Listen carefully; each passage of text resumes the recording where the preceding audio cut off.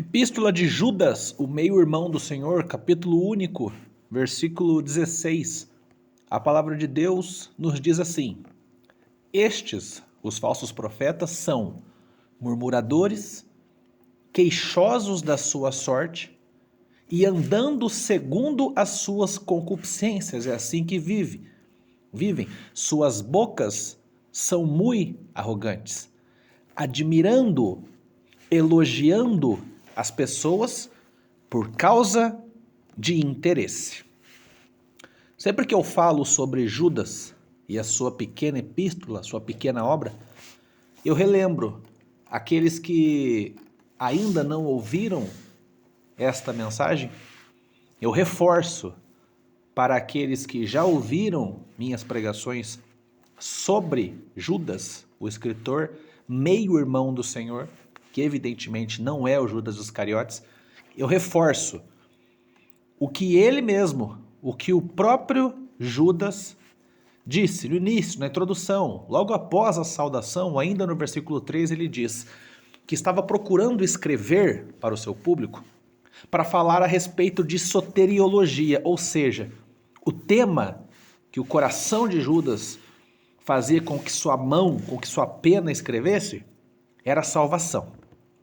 Todavia, ele sentiu a necessidade de exortar a igreja, de fazer uma reprimenda aos líderes, porque haviam se introduzido na igreja, nós estamos falando aqui do primeiro século, o início da igreja, recém-inaugurada em Atos dos Apóstolos, certos homens que, ao ponto de vista de Judas, eram ímpios, porque esses homens transformavam a liberdade que a cruz de Cristo, que a graça de Deus nos deu para vivermos livres do pecado, transformavam essa liberdade que nos chamou para fora da morte espiritual que vivíamos, confundiam então os irmãos com liberdade e libertinagem. E nisso nega-se a graça de Deus, queridos. Liberdade é viver livre das amarras do pecado. Libertinagem é, em nome dos próprios desejos, flertar com aquilo que antes te aprisionava. A liberdade te livra das algemas do pecado. A libertinagem te permite, ou pelo menos tenta te convencer que é possível viver flertando entre o cristianismo e o mundanismo. É isso que esses falsos homens pregavam, é sobre isso que eu quero comentar, mas ainda na introdução, eu preciso que você entenda, no Brasil, quem são esses homens, qual é o papel que eles têm nas nossas igrejas, ainda que, se a sua denominação não for citada aqui, se o seu pastor geral, presidente ou pastor local não for citado aqui, perceba a influência que esses homens têm sobre as igrejas que se dizem Igreja de Deus, Igreja de Jesus. Dos anos 60, 65, ou para ser um pouco mais pontual, do ano 1970 para cá, nós fomos encharcados pela maldita teologia da prosperidade. Ela chegou no Brasil em 1969, meados dos anos 70, trazida por Kenneth Hagin. No Brasil, a teologia da prosperidade primeiramente foi difundida por Edir Macedo. Veja, Edir Macedo creu na palavra de fé, cujo líder era Creflo Dollar. Creflo Dollar é um dos maiores incentivadores do ministério de Kenneth Hagin. Ambos professavam, através da palavra da fé, através do declaracionismo, a teologia da prosperidade. Tudo posso, tudo é meu, basta eu pensar, basta eu falar, e essas coisas virão a lume. É isso que Creflo Dollar ensinou, é isso que Kenneth Hagin ensinou, e é isso que Edir Macedo ensina na sua igreja, a Igreja Universal do Reino de Deus, que ele fundou em 1971, após comer quilos, após beber as goladas do que Kenneth Hagin ensinou. Mas e Kenneth Hagin? De onde vem? Como surgiu esse homem? O influenciador dele não foi apenas Crefeld Dollar. No século XVIII, o ateu, agnóstico e charlatão Phineas Kimby deu origem àquilo que hoje chamamos de doutrina do pensamento positivo, que é justamente o decretacionismo, declaracionismo. Eu decreto, eu determino, eu digo e as coisas vêm a lume. A força do pensamento, no ponto de vista de Kimby, tem mais poder que a palavra de Deus, que a determinação, que a predestinação e que a soberania de Deus. Eu digo, vou estar curado. Diz que curou a si mesmo. Diz que curou mais gente. E uma dessas é a que deu origem a outra heresia, que também influenciou séculos depois o famigerado Kenneth Hagin. A ciência cristã. E esses renegavam a profissão dos médicos, esses renegavam o poder dos remédios, fugiam de psicólogos, fugiam de profissionais que fossem relacionados à saúde. Para eles bastava declarar, para eles bastava determinar. Mary Baker, fundadora dessa heresia, a ciência cristã, baseada na nova era e na doutrina do pensamento positivo de Phineas Kimby, nesta seita, ela fundou a sua seita baseada nessa pseudocura que recebeu de um ateu, Phineas Kimby. Percebe? Olha de onde veio Kenneth Hagin, que baseou o seu pensamento em Crefeld Dollar, que baseou o seu pensamento em Phineas Kimby, que converteu, abre aspas e bota aspas nisso, essa mulher chamada Mary Baker, que fundou uma igreja baseada na cura que recebeu de um ateu. Olha o problema, olha o tamanho do problema que nós estamos falando aqui. Já no século XIX, a Igreja Batista Nova Aliança deu start na doutrina do novo pensamento. Essa é baseada na doutrina do pensamento positivo, que deu luz à ciência cristã, que é a mãe da nova era. Determine, decrete, declare. Embora a Bíblia diz que não cabe ao homem, Jeremias 10, 23, a palavra de Deus através do profeta, no que diz respeito a determinar bênção, declarar vitória, nos diz assim: eu sei, ó Senhor, que não cabe ao homem determinar o seu caminho, não cabe ao homem decretar o seu caminho, nem dirigir os próprios passos. Tudo está nas mãos de Deus. Tudo está ligado ao decreto e soberania de Deus. Essas foram as origens da conversão de Kenneth Hagin. Sabe a unção do riso? Kenneth Hagin é o responsável. Kenneth Hagin influenciou primeiramente R.R. Soares, que entregou esse lixo para o seu cunhado, então cunhado e sócio Edir Macedo. Edir Macedo consagrou a si mesmo como bispo, foi consagrado a pastor por R.R. Soares, seu cunhado, e depois consagrou a si mesmo a bispo, quando fundou, então, a sua própria igreja, a Igreja Universal do Reino de Deus. Lembrem, se por um lado esse movimento todo, que começou no século XVIII, com um ateu, determinando cura com o poder da mente, convencendo uma pseudo-cristã, e essa abriu um ministério baseado nessa mesma loucura do declaracionismo. Se por um lado esse movimento todo ensina o determinar, o declarar, o decretar, a Bíblia diz que não cabe ao homem, não pertence ao homem o dia do amanhã. O decretar não está nas mãos do homem, está nas mãos de Deus. Agora, entendendo como o falso profeta chegou no Brasil, qual é a origem da falsa profecia, do falso ensino, o falso mestre, o falso pregador, o doutor de Araque, cristão, foi assim que ela chegou aqui. Foi por causa da mente desses homens carnais americanos, que enxergando em R.R. Soares e Edir Macedo o espírito do avarento, foi assim que o diabo introduziu a teologia da prosperidade aqui no Brasil.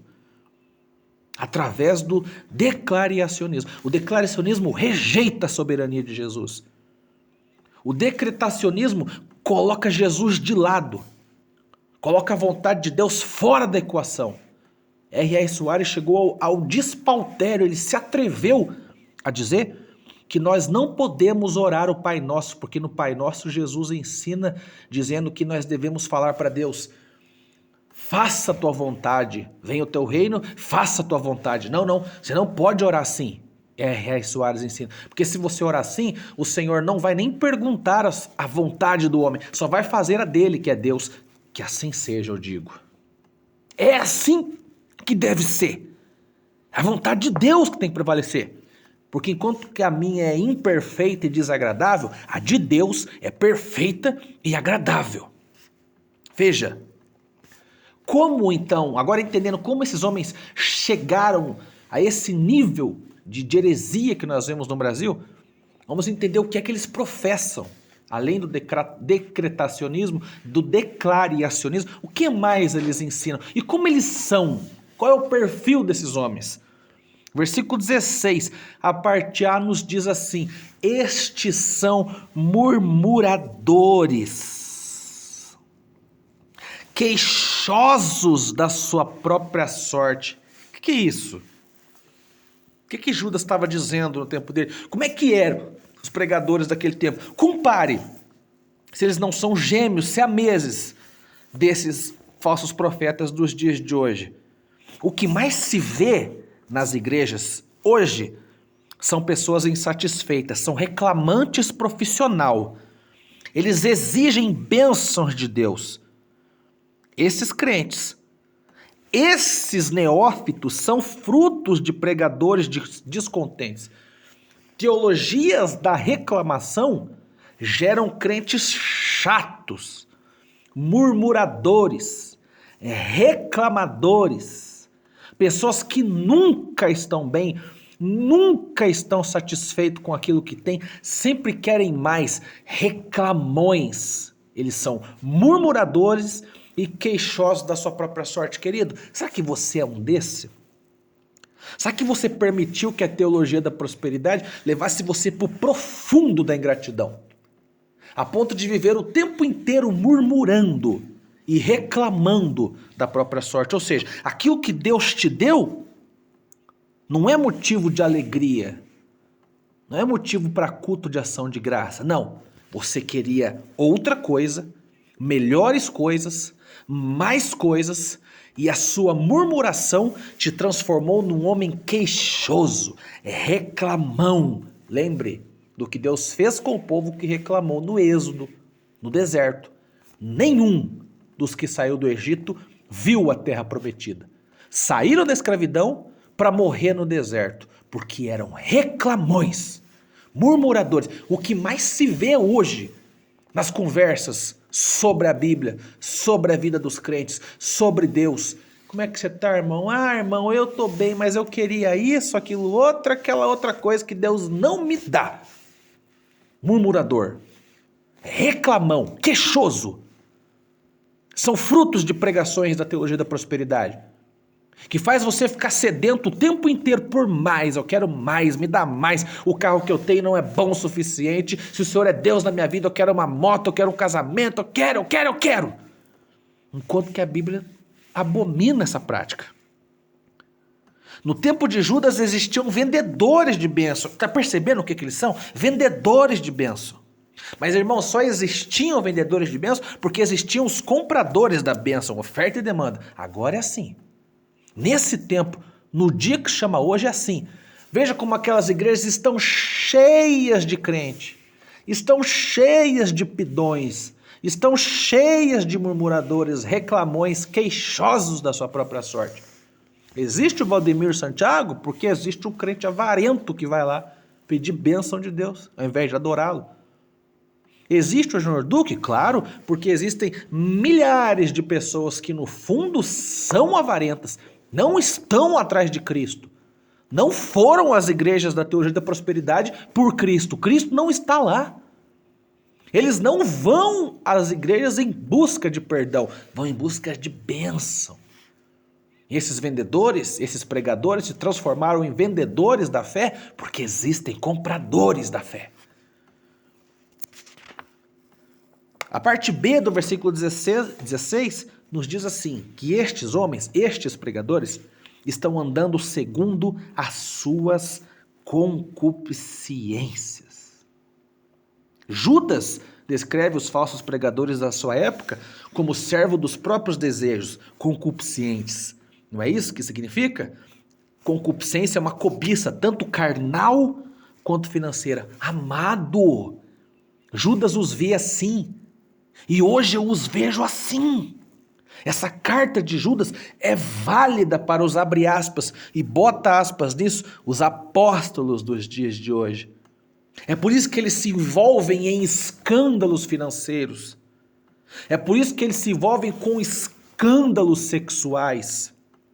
É por isso que vez ou outra você vê nomes de pastores famosos, poderosos, verdadeiros medalhões com problemas com o imposto de renda, com filhos fora do casamento, relações extraconjugais, pensões atrasadas, carros levados pelo banco, missionários reclamando que o seu salário, que é digno e justo, não chega inteiro aos montões, porque são concupiscentes. Estes homens que Judas está dedicando uma obra para te alertar sobre o risco de seguir, está dizendo, não são só reclamões, não são só murmuradores, eles são concupiscentes. Esses homens têm amantes, esses homens amam o dinheiro, e está sempre atrelado à vida deles, o modo com que eles vivem está sempre atrelando uma coisa a outra, dinheiro e sexo, carnalidade e prosperidade. Perceba se não é assim, não é real, não é atual essa epístola de Judas. Seja sincero, irmão. Será que você não está seguindo esses homens? Será que você de modo imbecilmente não está dando dinheiro para esses homens? Entregando os seus segredos mais íntimos, desabafando sobre o seu casamento com esses homens? Queridos, já é tempo da igreja, como Paulo disse, ordenou, expulsar esses homens, afastar-se deles. O próprio Paulo nos ensina como conviver com esses homens. Ao herege, escrevendo a título, Paulo diz, fala uma vez, quando no máximo duas, depois rejeita-o, abandona, para de dar dinheiro para esses homens, desliga essa telenovela, foge dessa igreja, corre dessa comunidade de bodes. São malignos, são carnais, porque são invejosos. Judas conclui dizendo que eles admiram as pessoas por interesse. Suas bocas dizem coisas muito arrogantes, porque são soberbas, porque são ensimesmados, porque se veem como superiores a esses membros, não veem eles como ovelhas para cuidar delas. Veem eles como ovelhas no sentido de arrancar a sua pele, a sua gordura, o seu pelo. E quando eles raspam, quando eles depilam, quando eles levam ao limite essa ovelha, eles não tratam suas feridas, eles as abandonam porque são arrogantes. Eles admiram as pessoas, elogiam algumas pessoas, não porque as amam, Judas diz, não porque vê qualidades nelas, mas por interesse. Admiram os poderosos, dão lugares de honras para os poderosos. No púlpito, colocam políticos para falar, colocam artistas de renome, não aquele homenzinho simples, que fala errado, muitas vezes não sabe, não tem um bom português, mas prega a verdade digna. Esse homem não tem oportunidade nessas igrejas. Quem tem oportunidade são os políticos em época de campanha. Abandona esses homens. Será que não chegou a hora? Judas diz no versículo 23, salve alguns, arrebatando-os do fogo, mas odeia até a túnica deles, porque é manchada da carne, o sangue sujo, podre, imundo, que o pecado dá, que é fruto do pecado. Ame-os, E salve-os, só que com temor. O que isso significa? Eu tento pregar para ele como alguém que vem na porta de uma casa pegando fogo e tenta puxar alguém que está lá dentro, só que é com cuidado para não se queimar também, porque se você entrar com tudo no fogo, você se queima e morre. Você tenta puxá-lo, mas é com cuidado, é com atenção, é com temor. Ele é um falso profeta, está afundado até os joelhos pela lama da iniquidade, por conta das próprias concupiscências, porque são arrogantes, são soberbos, são ensimesmados.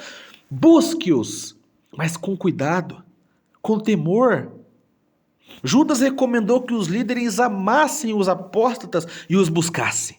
Todavia, com temor, vigilantes para não serem derrubados enquanto fazem o resgate, tendo ódio até na roupa dos pecadores, os amando, mas nunca tocando em suas imundícies, nunca tocando em suas imundícies, porque para nós o efeito do que Judas estava dizendo no seu tempo deve ser idêntico. Tudo que Judas disse para aqueles membros, para aqueles líderes de Deus, sobre os pregadores malignos, sobre os falsos profetas, é a mesma coisa, é o mesmo efeito.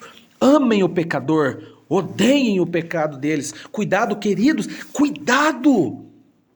Toma cuidado para quem você está dando ouvidos. Toma cuidado com quem você está desabafando, levando para dentro da sua casa. Alguém para aconselhar, para dar aconselhamento matrimonial, que tem 3 casamentos, que tem uma vida, valores de famílias distorcidos. Como é que você pede conselho sobre filhos para um homem que não é um exemplo de formação familiar? Como é que você pede conselho financeiro para um homem que está até o pescoço de problemas na justiça? Para de dar dinheiro para essa gente. Volte-se a Cristo. Pelo amor de Deus, Judas está tentando falar de salvação e vocês estão querendo dar dinheiro para esse povo enriquecer mais e te enganar com teologia de decretacionismo. Isso é enganação, isso não é bíblico. Os apóstolos não declararam nada, não é doutrina. Para que pastores locais, para que homens, pregadores decretem, você não pode decretar nada. Então logo não pode receber nada que tenha sido declarado por um homenzinho. Quem decreta é Deus. Quem declara é Deus. Quem determina é somente o grande eu sou, somente Jeová, somente Jesus. Somente Deus pode declarar sobre a nossa vida. Você não determina nada. Seu pastor local não determina nada. Volte-se à Escritura. Eu li para você aqui. Vai lá conferir. Jeremias 10, 23. Não cabe o homem decretar nada. Nem prosperidade, nem cura. Não cabe. Quem está decretando cura por aí, para de levar o seu dinheiro para esse picareta. Para de levar os seus filhos para esse mercenário. Para de perder o tempo. Para de dar ouvidos. Para de beber dessa doutrina. Para de beber dessa teologia mentirosa. Não cabe ao homem decretar. Isso é um versículo. Eu não estou inventando isso. Está escrito. Não cabe ao homem declarar nada. O homem não sabe nem o que vai almoçar amanhã. Não tem nem certeza se vai estar vivo amanhã. Não cabe a você, ó homem, o declarar e decretar nada. A soberania de Deus é encarregada disso. A predestinação que o Senhor criou é encarregada disso. Em nome de Jesus, ame os falsos profetas. Evangelize esses falsos pregadores. Convide-os, conclame ao arrependimento. Mas cuidado, não toque na imundície deles. Não se rebaixe ao nível deles. Não! Volte-se ao Senhor. A esse herege, aos discípulos dele, fala uma vez, no máximo 2, depois rejeita-o, trata como um ímpio, porque é isso que ele é. Falsos pregadores não precisam do nosso dinheiro, não precisam do nosso tempo, não precisam do nosso serviço. O que o falso pregador precisa é do evangelho. Você não precisa tentar convencer ele que aquilo ali está errado, nem dar um voto de confiança, supondo que esteja certo. O que ele precisa é do evangelho. Para bodes, para lobos, nós damos reprimenda e então os evangelizamos, pois eles não são convertidos. Em nome de Jesus, volte-se à Escritura. Querido, falso pregador, querido amado irmão e falso pregador, ambos precisam de conversão, precisam de arrependimento. Tanto aquele que engana, quanto aquele que se permite ser enganado. Que ele foi enganado no começo, porque ele era neófito. Depois de um tempo tendo contato com o Evangelho, podendo ler na Bíblia e perceber os erros teóricos e teológicos daqueles que são líderes, o sujeito não busca conhecimento, ele não é mais inocente, ele não é mais presa. Ele deixou de ser uma ovelha enganada e frágil. Ele passou disso para um bode. É um bode que está vendo que aquele pastor é lobo e continua se comportando como ovelha. Talvez por fora o comportamento dele seja de ovelha, mas ele é um bode. Porque ele está gostando. Não acredito que hajam tantos inocentes nessas grandes comunidades. Há sim os tolos que inicialmente são completamente sensíveis a qualquer tipo de pregação e são os eternos sinceros. Mas com o passar do tempo, até a sinceridade eternal passa a se transformar, se torna, pode ser chamada então de comodismo. Em nome de Jesus, querido, venha a Cristo. Apresente Cristo para esses que se iludem com prosperidade. Apresente Cristo para os que insistem em pregar o decretacionismo. Em nome de Jesus, busquemos, pois, o alvo, que é Cristo. Porque esse Deus sendo vendido a troco de dízimo, a troco de oferta que temos visto por aí, não é o Deus da Bíblia.